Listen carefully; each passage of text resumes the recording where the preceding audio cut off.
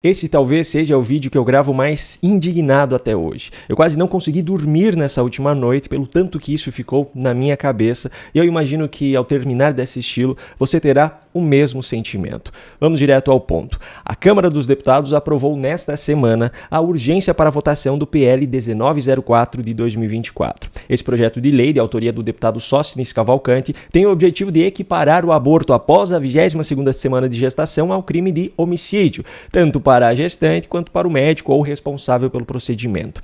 E depois que essa urgência foi aprovada, a militância esquerdista, principalmente dentro do jornalismo, começou a atacar em peso, de forma coordenada, esse projeto de lei, espalhando mentiras absurdas, mas muito absurdas, a respeito dele para defenderem a sua ideologia. Eu deixo claro desde já, nesse vídeo eu não vou defender o meu ponto de vista, não vou defender nenhum posicionamento em relação ao projeto de lei em questão e nem vou induzir você, espectador, a tomar determinada posição a respeito dele. O que eu vou fazer aqui é desmentir as narrativas inventadas a respeito dele para que você saiba do que realmente esse projeto trata e, de posse das verdadeiras informações, possa formar a sua própria avaliação a respeito dele.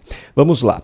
Historicamente favoráveis à legalização do aborto, a militância esquerdista, em especial dentro da Globo, utilizou praticamente todo o espaço da programação dessa quinta-feira na Globo News para espalhar mentiras sobre esse projeto de lei e induzir a população a se posicionar contrariamente a ele. As mesmas mentiras foram espalhadas também por artistas, como por exemplo Angélica e Paola Oliveira. E o que eu vou mostrar aqui, que são as provas de que os argumentos apresentados por todas essas pessoas são absolutamente mentirosos, também prova que essas pessoas ou não sabem ler, ou opinam sobre aquilo que não se deram ao trabalho de pesquisar sobre o que se trata, ou fazem parte também da milícia digital da esquerda que coordena pautas a serem adotadas com base em mentiras ou em fatos distorcidos, é claro, ataques a opositores e cancelamentos na internet.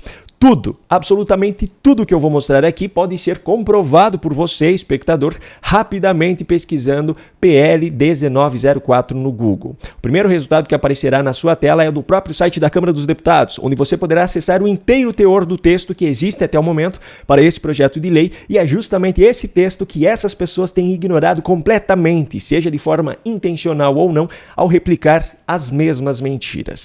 A primeira mentira absurda que está sendo disseminada a respeito do que se trata esse projeto de lei é baseada em casos de menores de idade. Pegando aqui como exemplo a publicação feita pela Angélica, ela usa uma frase que tem sido repetida quase que de forma unânime por esses militantes: criança não é mãe.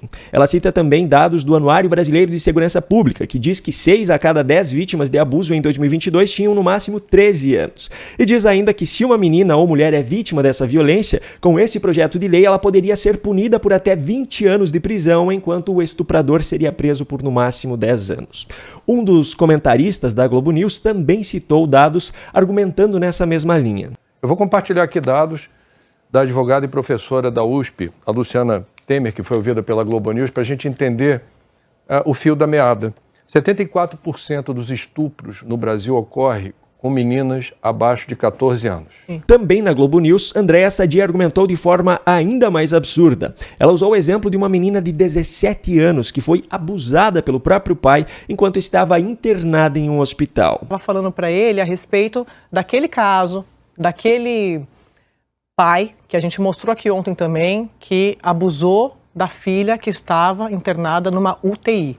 E aí, fazendo as contas pelos artigos do Código Penal, aquela menina tem 17 anos, ela estava, obviamente, não preciso nem falar, ela é uma pessoa vulnerável, estava numa UTI, não conseguia nem reagir, não conseguia nem se defender. O pai abusou dela sexualmente, segundo as imagens que a gente viu, revelado pelo Profissão Repórter da TV Globo, e ele foi preso, acusado de estupro de vulnerável. Qual que é a pena máxima para estupro de vulnerável? 15 anos. O que está prevendo esse projeto de lei que está em discussão na Câmara? Para mulheres que abortarem após 22 semanas, incluindo as que foram estupradas, até 20 anos. O primeiro ponto que já desmente por completo todas essas narrativas é muito simples e nem vem desse projeto de lei, mas da própria Constituição Federal. O artigo 228 da Constituição Federal assegura que são penalmente inimputáveis os menores de 18 anos, sujeitos às normas da legislação especial. Ou seja, independente de quais sejam as alterações feitas, caso esse projeto de lei seja aprovado no Código Penal, menores de 18 anos continuam sendo inimputáveis penalmente, portanto, as penas previstas não se aplicam a eles. Com isso, todos esses argumentos relacionados a crianças e adolescentes já são automaticamente anulados, pois eles não são objeto da discussão desse projeto de lei.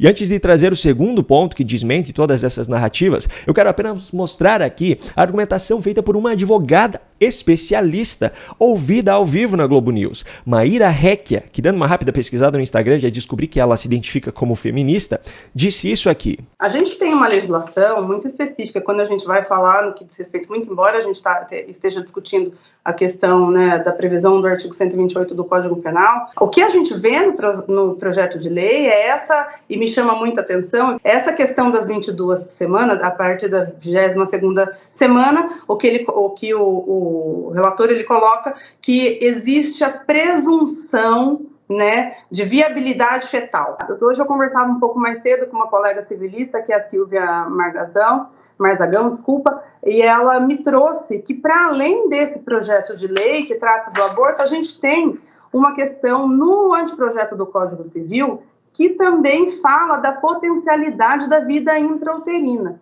Então, se a gente fizer o cotejo desse PL 1904 junto com o anteprojeto de reforma do Código Civil, o que a gente pode ter é uma eliminação absoluta de qualquer hipótese de aborto legal, ainda que anterior à 22ª semana. A fala dela consegue ser ainda mais absurda que a das jornalistas, porque além do fato de repetir narrativas mentirosas, ela ainda é advogada e ainda por cima é especialista em casos assim. Eu não acho possível que uma advogada tenha sido tão irresponsável ao ponto de comentar ao vivo em um programa em rede nacional sobre um projeto de lei sem ter ao menos lido o texto desse projeto de lei. Então presumo que a completa distorção da realidade feita por ela seja por pura militância ideológica mesmo. Vamos agora ao texto desse PL para entender como esses argumentos são mentirosos. O PL 1904 propõe alterações nos artigos 124, 125, 126 e 128 do Código Penal. Ou seja, para começo de conversa, a advogada já mentiu ao dizer que tratava apenas do artigo 128.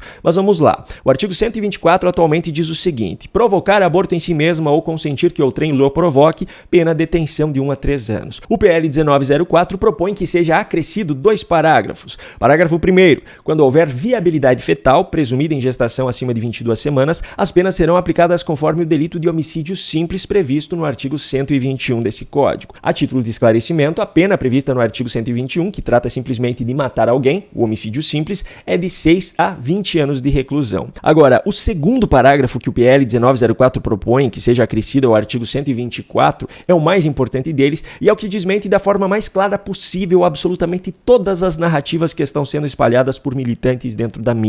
O parágrafo 2º diz o seguinte: o juiz poderá mitigar a pena conforme o exigirem as circunstâncias individuais de cada caso ou poderá até mesmo deixar de aplicá-la se as consequências da infração atingirem o próprio agente de forma tão grave que a sanção penal se torne desnecessária. Ou seja, essa redação deixa muito claro que cada caso tem suas circunstâncias individuais e, com base nelas, o juiz poderá mitigar a pena ou até mesmo deixar de aplicá-la. Agora eu resgato aqui os exemplos que estão sendo utilizados de forma imoral por esses militantes. Primeiro, o caso da menina de 17 anos abusada pelo próprio pai enquanto estava internada. Caso praticasse o aborto, mesmo que após a 22ª semana, pelo fato de ter 17 anos, ela não estaria sujeita à aplicação das penas previstas nesse projeto de lei, assim como não está sujeita à aplicação das penas previstas pelo Código Penal como é hoje.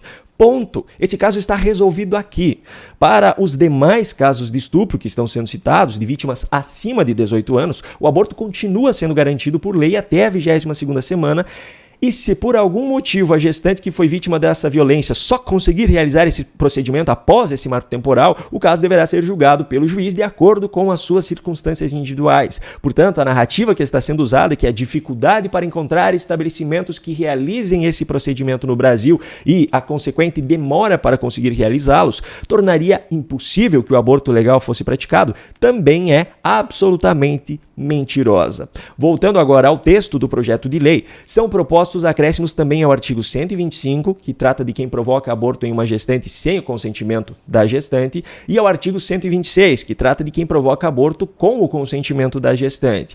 Para esses casos, também é estabelecido o marco temporal da 22ª semana para que, a partir dali, as penas sejam aplicadas conforme o delito de homicídio simples. E, por fim, ao artigo 128, que determina que não se pune o aborto praticado por médico se não há outro meio de salvar a vida da gestante, e também em casos de estupro, propõe-se o acréscimo de um parágrafo único dizendo o seguinte: se a gravidez resulta de estupro e houver viabilidade fetal presumida em gestações acima de 22 semanas, não se aplicará excludente de punibilidade prevista nesse artigo. Eu chamo a atenção justamente para a redação desse parágrafo no artigo 128. Ele não diz que em casos de aborto após a 22ª semana, em caso de estupro, a pena necessariamente será aplicada. O que ele diz é que não se aplicará excludente de punibilidade, ou seja, quem cometeu o delito não estará livre de punição, mas não necessariamente será punido. E lembrando que cada caso deve ser julgado de acordo com as suas circunstâncias individuais pelo juiz. Bom, com todas essas provas, já nem é preciso mais dizer que os argumentos de Miriam Leitão também são mentirosos, não é mesmo? Então, a violência do estupro se segue à violência de uma lei contra a mulher. Uma lei que considera que a mulher é uma subcidadã, que ela não pode decidir o que acontece no seu corpo, que ela tem que aguentar todas as violências. E mais do que isso, o Estado a pune, obrigando-a a manter o resultado dessa violência por toda a vida. E ainda tem mais um ponto muito absurdo defendido na Globo News por Andréa Sadi, que é em relação à assistolia fetal. Eu já mostrei em outro vídeo aqui a apresentação de um parlamentar que é médico cirurgião pediátrico, em que ele mostrou no que consiste esse procedimento, que é basicamente injetar diretamente uma substância no coração do bebê, ainda dentro do ventre, para provocar a sua morte. Um processo comprovadamente doloroso, tanto que é proibido até mesmo em animais. Para contextualizar aqui, o Conselho Federal de Medicina havia proibido a realização desse procedimento no Brasil através de uma resolução. No entanto, o ministro Alexandre de Moraes suspendeu essa resolução, fazendo com que esse procedimento volte a ser permitido. Agora, veja o argumento de Andréa Sadi em relação a isso. É aquela técnica que é chamada de assistolia, que também é prevista, é uma discussão que o Supremo também já se debruçou, uma decisão do ministro Alexandre de Moraes, uma técnica que é realizada em abortos também previstos em lei por causa de estupro, só que é uma briga, é um duelo entre o Conselho Regional de Medicina e uma decisão que foi tomada pelo Supremo pelo ministro Alexandre de Moraes. O que a Câmara está dizendo agora? Não, a gente está debatendo isso. Só que o problema é que se você proibir essa técnica, você não faz, você também tira o direito da mulher que for abortar, ela que foi vítima de estupro, porque é um método seguro, é um método que de fato, como disse o Alexandre de Moraes, na decisão dele, entre outras coisas, é um direito que você tira da mulher. Não, você não ouviu errado. Ela argumentou que é um procedimento seguro de acordo com Alexandre de Moraes, um advogado que hoje está ocupando o cargo de ministro do Supremo Tribunal Federal por indicação política, mas que nunca foi um magistrado concursado, então continua sendo apenas um advogado. Um advogado suspendeu a decisão de médicos do Conselho Federal de Medicina a respeito de um procedimento médico. E para a jornalista militante, é a palavra desse advogado que vale. Preciso dizer mais? Ainda tem um outro adendo que eu preciso fazer a esse vídeo aqui, que inclusive nem estava aqui previsto no roteiro. Um dos argumentos que estão sendo utilizados também para criticar esse projeto de lei é de que ele resultaria em uma pena maior para uma vítima de estupro que após a 22ª semana praticasse o aborto do que para o próprio estuprador, porque a pena para estupro hoje no Brasil é relativamente baixa. Ontem, quando eu estava participando ao vivo de um programa do Fator Político BR, a apresentadora do programa, Berenice Leite, recebeu ali naquele momento informações de assessores parlamentares do deputado Sóstenes Cavalcante, que é o autor desse PL 1904, dizendo que ele pretende acrescentar ao texto uma proposta para aumentar a pena prevista para o crime de estupro, resolvendo assim da forma mais justa possível o problema. Afinal, o problema aqui não é que a pena para homicídio é muito alta, o problema é que a pena para o crime de estupro é muito baixa. Enfim, como eu falei lá no início do vídeo, ou esses militantes não sabem ler, ou são tão irresponsáveis a ponto de comentar sobre algo que não se deram ao trabalho de pesquisar sobre, ou demonstram que claramente não têm o mínimo de caráter ao mentir descaradamente para manipular a opinião do seu público. No entanto, nada do que eu disse aqui tem o objetivo de induzir você a se posicionar a favor ou contra esse projeto de lei, tanto que, apesar de ter a minha opinião sobre ele, eu vou mantê-la guardada apenas para mim. O que eu fiz aqui foi apresentar para você o que realmente trata esse PL e, o mais importante, com provas, coisas que nenhum desses jornalistas fez, até porque se o tivessem feito, seriam desmentidos ao vivo. Agora, tendo acesso à verdade, você tem liberdade para fazer a sua própria análise e formar a sua própria opinião. Lembrando que a íntegra do texto desse projeto de lei está disponível no site da Câmara dos Deputados e para acessá-lo basta pesquisar PL 1904 no Google. No canto da sua tela aparecerão agora recomendações de outros vídeos aqui do canal para que você os assista, caso ainda não tenham feito. Se você gostou desse conteúdo e quer receber os novos vídeos aqui do canal, se inscreva e ative o sininho de notificações. Essa é a única forma de garantir, teoricamente, que o YouTube entregará a você esses novos conteúdos. Um grande abraço e até o próximo vídeo.